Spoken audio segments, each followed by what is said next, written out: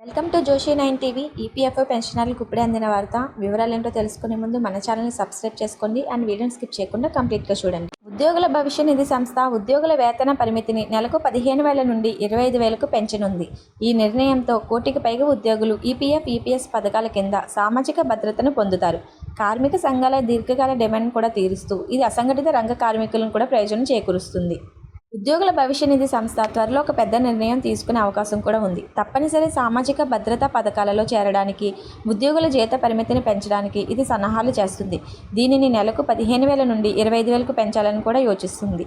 ఈ నిర్ణయంతో ఉద్యోగుల భవిష్య నిధి మరియు ఉద్యోగుల పెన్షన్ పథకం కింద 1 కోటి మందికి పైగా అదనంగా ప్రయోజనాలు కూడా పొందుతారు.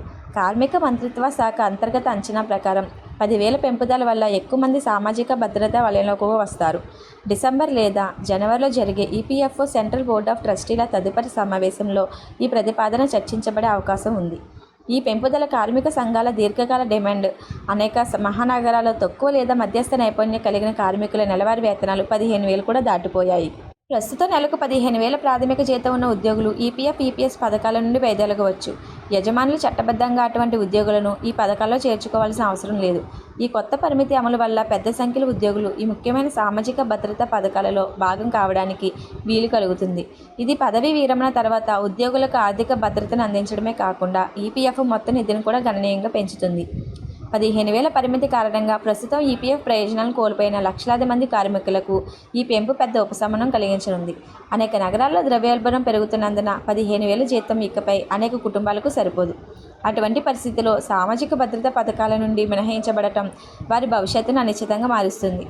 సామాజిక భద్రతను బలోపేతం చేయడానికి భారత ప్రభుత్వం తీసుకుంటున్న విస్తృత విధానంలో ఈపీఎఫ్ ఈ చర్య భాగం. వ్యవస్థీకృత రంగం పథకాలలో అసంఘటిత రంగం నుండి ఎక్కువ మందిని భాగస్వామ్యం చేయాలని ప్రభుత్వం కోరుకుంటుంది. తద్వారా వారు మెరుగైన ఆర్థిక భద్రతను కూడా పొందవచ్చు. ఈ చర్య దేశ ఆర్థిక వ్యవస్థను కూడా ప్రయోజనకరంగా ఉంటుంది.